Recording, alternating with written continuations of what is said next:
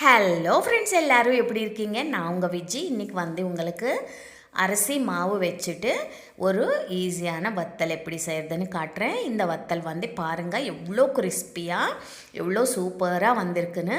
ரொம்ப கிறிஸ்பியாக ரொம்ப நல்லாயிருக்கும்.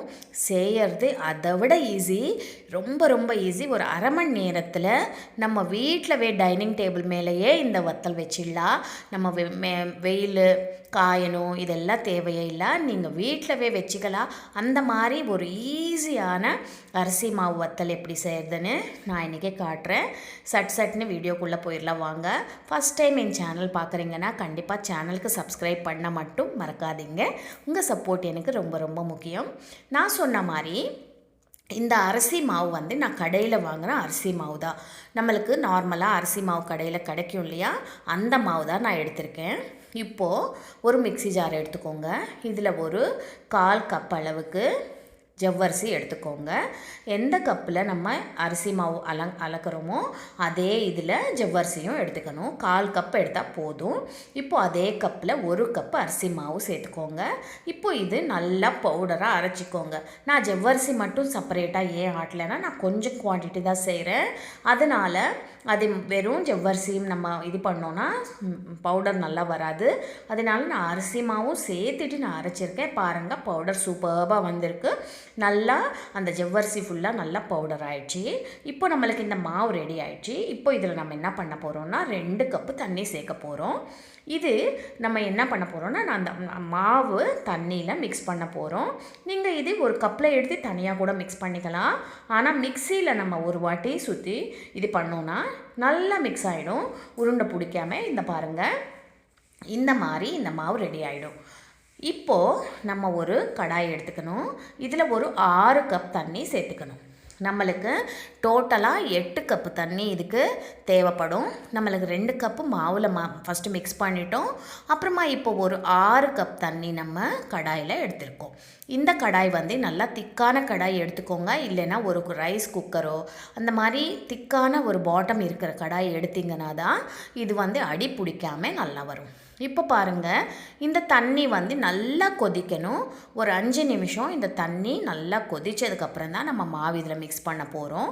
இப்போ இதில் ஒரு 1/4 கப் அளவு, ஒரு 1/4 ஸ்பூன் அளவுக்கு உப்பு சேர்த்துக்கலாம். அப்புறமா சில்லி ஃப்ளேக்ஸு இல்லைன்னா பச்சை மிளகா மிக்சியில் கொஞ்சம் குறையாக அரைச்சிட்டு சேர்த்துக்கலாம். காரத்துக்கு ஏற்ற மாதிரி நீங்கள் சேர்த்துக்கோங்க. 1 ஸ்பூன் போட்டால் போதும். அப்புறமா இதில் பெருங்காயத்தூள் சேர்த்துக்கோங்க. பெருங்காயத்தூள் நல்ல ஃப்ளேவர் கொடுக்கும் நம்ம வத்தலுக்கு. அப்புறமா இதில் கொத்தமல்லி, நல்லா மெலிசாக கட் பண்ண கொத்தமல்லி சேர்த்துருக்கேன். இப்போது இது நல்லா கொதிக்குது பாருங்கள் தண்ணி. இப்போ நம்ம என்ன பண்ண போகிறோம்னா, நம்ம மிக்சியில் அரைச்சி வச்சுருக்கோம் இல்லையா, அந்த மாவு இதில் சேர்த்துடலாம். உருண்டை பிடிக்கும், நீங்கள் கை விடாமல் கிளறணும். அதான் அடிகனமான பாத்திரம் எடுத்திங்கன்னா இது உருண்டை பிடிக்காமல் சூப்பராக இருக்கும். இப்போ இது என்ன கன்சிஸ்டன்சியில் நம்ம ஸ்டவ் ஆஃப் பண்ணணும்னு நான் காட்டுறேன் வாங்க. நம்ம போட்டது நல்லா திக்காயிடுச்சு பாருங்கள், கூழ் மாதிரி ஆயிடுச்சு. இப்போ நம்ம இது ஒரு 5 நிமிஷமாவது கொதிக்க வைக்கணும். அப்போ தான் நம்ம போட்ட ஜவ்வரிசி அப்புறமா அரிசி மாவு நல்லா வெந்துட்டு நல்லா கூழ் மாதிரி வரும். அப்போ தான் நம்ம வத்தல் வைக்கிறதுக்கு சௌகரியமாக இருக்கும். இப்போ பாருங்கள், நல்லா மிக்ஸ் பண்ணிகிட்டே இருக்கேன் நான். சிம்மில் தான் வச்சுக்கோங்க ஸ்டவ்வு. மிக்ஸ் பண்ணிகிட்டே இருங்க, கைவிடாமல் மிக்ஸ் பண்ணிகிட்டே இருங்க. நல்லா திக்காயிடுச்சு பாருங்கள். இப்போது இன்னும் திக்காயிடுச்சு. இப்போ நம்ம இது கரண்டியில் இப்படி எடுத்து பார்த்தோன்னா நம்ம கரண்டிக்கு ஒட்டாமல் நல்லா வரணும். அப்போ தான் இந்த பதம் நம்மளுக்கு கரெக்டாக இருக்குன்னு நம்மளுக்கு தெரியும். ஆனால் சூடான கரண்டியில் கை வைக்காதீங்க. கொஞ்சோண்டு மாவு கரண்டிக்கு ஒட்டியிருக்கோம் இல்லையா, நான் காட்டுறேன் எப்படி பார்க்கணுன்னு. இது பாருங்கள், இப்போ நம்மளுக்கு இது நல்லா ரெடி ஆயிடுச்சு. இப்போ இந்த கரண்டியில் நல்லா சூடாக இருக்கும், பார்த்து செய்யுங்க. இப்படி நம்ம பண்ணோன்னா அதுக்கு கரண்டிக்கு ஒட்டாமல் க்ளீனாக இருக்குது பாருங்கள். இப்போ இந்த மாவு ரெடி ஆயிடுச்சு. நீங்கள் இது நல்லா ஆறட்டும். நம்ம ஒரு டைனிங் டேபிள் மேலேயோ இல்லை நம்மளுக்கு மாடியில் சௌகரியமாக இருக்கும்னா மாடியிலவோ ஒரு துணியோ இல்லைன்னா ஒரு பாலித்தீன் கவரோ நல்லா தொடச்சிட்டு நல்லா க்ளீனாக இது பண்ணிவிட்டு வச்சுக்கோங்க. இப்போ நம்ம இது நல்லா ரெடி ஆனதுக்கப்புறம் நல்லா ஆற வச்சுட்டு நம்ம வத்தல் எப்படி செய்யணும்னு இப்போது இந்த மாதிரி நம்ம சின்ன சின்ன கரண்டியில் இப்படி வச்சுட்டு நல்லா இப்படி நிரப்பிட்டிங்கன்னா சூப்பர்பாக நல்லா மெலிசாக கொஞ்சம் இப்படி பெரட்டி விட்டிங்கன்னா தோசை மாதிரி மாவு மாதிரி இது பண்ணிங்கன்னா வத்தல் நல்லா ரவுண்டாக க்ளீனாக வரும். பாருங்கள், எல்லாமே இப்படி தான் நம்ம செஞ்சுக்கணும். இது வந்து ஃபேன் காற்றுல ஒரு 5 மணி நேரம் ஆறுனாலே இது நல்லா எல்லாமே ஒட்டாமல் வந்துடும். நம்ம அதுக்கப்புறமா ஒரு பிளேட்டில் வச்சுட்டு ஒரு வெயில் இருக்கிற இடத்துல வச்சிட்டோன்னா இது 2 நாளில் நல்லா காஞ்சிடும். இல்லை நம்ம ஃபேன் கீழே வச்சாலும் 2 நாளில் நல்லா ஓரளவுக்கு நல்லா காஞ்சிட்டு நல்லா வத்தல் ரெடி ஆகிடும். இது ஒரு ஏர்டைட் கண்டெய்னரில் நம்ம போட்டு வச்சோன்னா வருஷம் ஃபுல்லாக சாப்பிட்லாம். இப்போ பாருங்கள், எல்லாமே நான் ரெடி பண்ணிவிட்டு கொஞ்சம் வெயிலில் வச்சுருக்கேன். நீங்கள் வேணும்னா வீட்டிலவே வச்சுக்கலாம். நான் வந்து வெயில் இடம் இருக்கிறதுனால நான் வெயிலில் வச்சுருக்கேன்.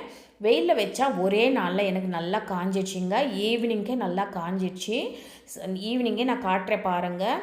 இந்த மாதிரி நல்லா காஞ்சிட்டு எல்லாமே பிரிஞ்சு வந்துச்சு. இந்த மாதிரி வத்தல் சூப்பராக ரெடி ஆகிடுச்சு பாருங்கள். நைட்டுக்குள்ளே நல்லா காஞ்சிச்சு, அப்படி வெயில் காயுது. எல்லாமே நம்ம எடுத்துட்டு இன்னொரு நாள் வேணும்னா வெயிலில் வச்சுக்கலாம். இல்லைன்னா இப்படியே கூட நம்ம ஃப்ரை பண்ணி சாப்பிட்லாம். நீங்கள் வீட்டில் வச்சிங்கன்னா ஒரு 2 நாள் ஆகும். இந்த மாதிரி எல்லா வத்தல் ரெடி ஆகிடுச்சு பாருங்கள்.